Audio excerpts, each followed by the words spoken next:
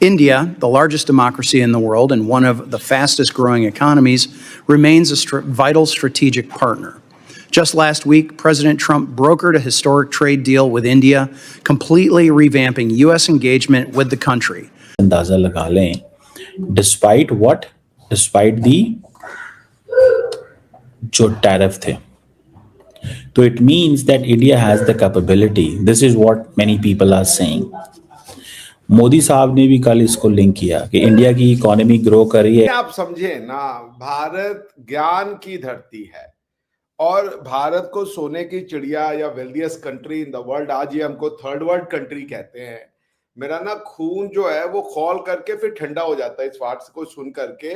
Black rock के chairman Larry फ्लिंक ने कहा है कि इंडिया का ये एरा है और एक आने वाले अगले 10 साल तक भारत का जो जीडीपी है वो 8 से 10% की रफ्तार से आगे बढ़ने वाला है.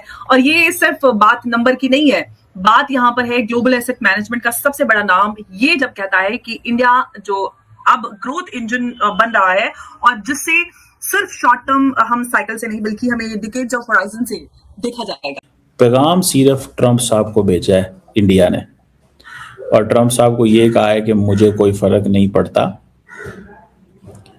आई डो नॉट केयर, आप जो मर्जी कर लें. आप हमें अगर आइसोलेट करना चाह रहे हो तो कर लो, मैं इससे घबराने वाला नहीं हूं. कि आज कई मैंने स्कॉलर्स को देखा है वो भी कहते हैं इंडिया एक थर्ड वर्ल्ड कंट्री. इससे बड़ी बेवकूफी कुछ नहीं हो सकती कि आप इंडिया को थर्ड वर्ल्ड कंट्री कहें. जो कंट्री ने दुनिया को ज्ञान दिया, विश्व को ज्ञान दिया, आयुर्वेद हो, गणित हो, अर्थशास्त्र हो, योग हो, मेटलर्जी हो, आर्किटेक्चर हो, उस कंट्री को अगर कोई थर्ड वर्ल्ड कहे तो बड़े दुख की बात है. नमस्कार दोस्तों, जियो भारत में आपका स्वागत है. दोस्तों, अमेरिका की संसद में आज भारत की तारीफों के पुल बांधे गए हैं.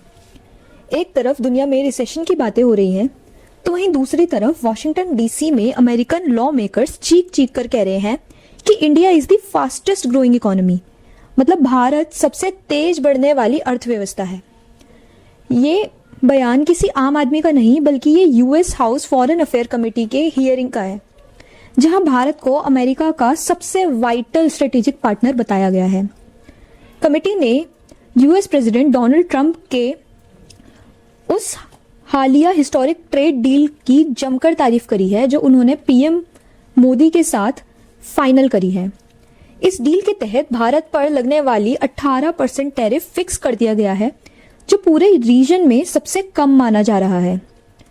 अमेरिका मान चुका है कि चाइना के अथॉरिटेरियन मॉडल यानी तानाशाही को टक्कर देनी है तो भारत की डेमोक्रेसी और मार्केट की सख्त जरूरत है.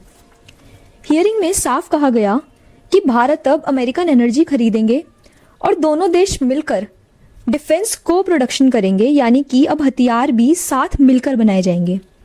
आज की वीडियो में हम देखेंगे कि कैसे अमेरिका की ये नई स्ट्रेटेजी भारत को एशिया का सबसे बड़ा पावर सेंटर बनाने जा रही है. पैगाम सिर्फ ट्रंप साहब को भेजा है इंडिया ने और ट्रंप साहब को ये कहा है कि मुझे कोई फर्क नहीं पड़ता, आई डो नॉट केयर, आप जो मर्जी कर लें. आप हमें अगर आइसोलेट करना चाह रहे हो तो कर लो, मैं इससे घबराने वाला नहीं हूं. This is what I understand. So Modi साहब अपनी जो फॉरेन पॉलिसी है और जो इकोनॉमी है और अपने आप को इस पोजीशन पे ले आए हैं कि वो कह रहे हैं कि जी हमने तरक्की करनी है. सो ये आप देख लें, ये बाय द वे ये रॉयटर्स का आई थिंक पोल है जो कि 61 इकोनॉमीज का उन्होंने कुछ किया कुछ इस तरह. सो इंडिया ने फास्टेस्ट ग्रोथ इन 6 क्वार्टर्स वो कह रहे हैं.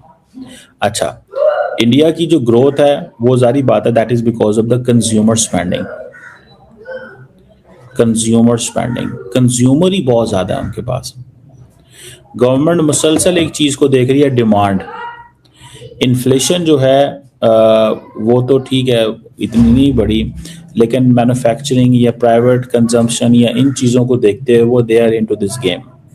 सो वो पिछले 18 महीने में वो कह रहे हैं कि जुलाई से लेके स्पिरिट तक वो कर रहे हैं और वो कह रहे हैं कि since we are the 5th largest economy, Modi साहब ये कह रहे हैं. अब ये जो कुछ इंडिया कर रहा है ना, दिस इज अ मैसेज, ये एक मैसेज है अमेरिका को, ठीक है जी. कि भाई हमें कोई परवाह नहीं है। ये सारी की सारी नरेंद्र मोदी साहब अपने आप को उन्होंने पिच किया है। मोदी साहब ने अपने आप को पिच किया है कि भाई तुम इस चीज़ को छोड़ दो या इस चीज़ के ऊपर काम करना बंद कर दो कि हम अफोर्ड नहीं कर सकते या कुछ कर नहीं सकते। सो मैं दैट्स व्हाट आई सी। अच्छा, पहली बात तो वो ये कह रहे हैं, ट्रम्प को ये कह रहे हैं कि ये बातें छोड़ दो कि हम इस काबिल नहीं हैं। सो इंडिया की इकोनॉमी 8.2 पे जो सितंबर वाला क्वार्टर था उस पे थी और 7.8% से उठी। और जो प्रो ग्रोथ पॉलिसीज़ हैं और जो रिफॉर्म्स हैं ये उस हवाले से क्या है, इधर ही पैसा फेंकते हैं हम, हमें कहीं और जाने की क्या ज़रूरत, इधर ही जाएंगे, हमें कहीं और जाने की क्या ज़रूरत। तो that is an important thing by the way. और अगर आप इस चीज़ को देखें कि जो मोदी साहब ने ये चीज़ करके अब हो सकता है कि मोदी साहब ज़्यादा कॉन्फिडेंट हों। ब्लैक रॉक के चेयरमैन लैरी फ्लिंक ने कहा है कि इंडिया का ये इरा है और एक आने वाले अगले 10 साल तक भारत का जो जीडीपी है वो 8 से 10% की रफ्तार से आगे बढ़ने वाला है।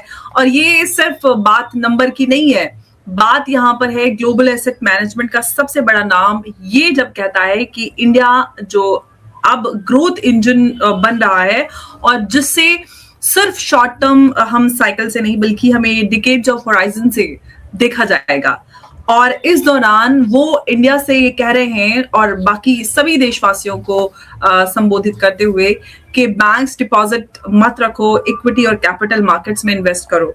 तो रिलायंस के मुकेश अंबानी भी इस अपॉर्चुनिटीज्म को डबल डाउन कर रहे हैं और कहते हुए उन्होंने ये कहा कि स्टेबल पॉलिसी और टेक्नोलॉजी अडॉप्शन से डबल डिजिट ग्रोथ जो है वो पॉसिबल है। तो सवाल ये है कि ये जो ग्रोथ है वो कितनी स्टेबल है और सवाल इसके आगे और भी कई सारे हैं जिनको हम इस चर्चा में शामिल करेंगे। और बात करने के लिए मेरे साथ मौजूद है उमेश जी। उमेश जी, बहुत स्वागत है आपका, नमस्कार चाहें। जय सिया राम अंबर जी। जय सिया राम उमेश जी। उमेश जी, 8 से 10% जीडीपी ग्रोथ का जो ये यहाँ पर बात कही है लैरी फ्लिंक ने, कितना रियलिस्टिक ये फोरकास्ट आपको नजर आता है या सिर्फ ये कहीं कि एस्पिरेशनल नैरेटिव है? जब आईएमएफ और जो ओईसीडी के जो अपने प्रोजेक्शन है वो 6 से 7% तक ही है। हालांकि हमने जो आईएमएफ का पिछला जो प्रेडिक्शन थी उसको हमने आगे बढ़ाया, फिर उन्होंने उसको रिवाइज किया। कैसे इसको देखा जाना चाहिए? देखिए, सबसे पहले लैरी फ्लिंक जो है वर्ल्ड की सबसे बड़ी असेट्स अंडर मैनेजमेंट जो फर्म है, हेज फंड, उसका नाम है ब्लैक रॉक। इसका एसेट्स अंडर मैनेजमेंट है $12 trillion, 3 times the GDP of India. आप सोचिए, अगर वो बोलते हैं कि अगले एक दशक तक भारतीय अर्थव्यवस्था 8। तो दोस्तों, इस हियरिंग में सिर्फ भारत की बात नहीं हुई बल्कि पूरे साउथ एशिया के बदलते हुए नक्शे पर चर्चा हुई। अमेरिका ने माना कि बांग्लादेश और नेपाल में जो पॉलिटिकल हंगामा हुआ है वो उनके लिए एक नया मौका है। उन्होंने कहा कि बांग्लादेश में जुलाई 2024 रेवोल्यूशन के बाद अब फ्री इलेक्शंस होने वाले हैं और नेपाल में भी यूथ ने सरकार पलट दी है। इन सब के बीच अमेरिका को लगता है कि साउथ एशिया में नौजवान चाइना की तरफ नहीं बल्कि वेस्टर्न वैल्यूज की तरफ देख रहे हैं। और इस पूरे रीजन में उनका एंकर कौन बनेगा? सिर्फ और सिर्फ भारत। इस ट्रेड डील का सबसे बड़े फायदा ये है कि भारत और अमेरिका टेक्नोलॉजी और मैन्युफैक्चरिंग में जॉइंट वेंचर्स शुरू करेंगे। यानी अमेरिकन कंपनियां भारत आएंगी, यहाँ फैक्ट्री लगाएंगी और मेक इन इंडिया को बूस्ट मिलेगा।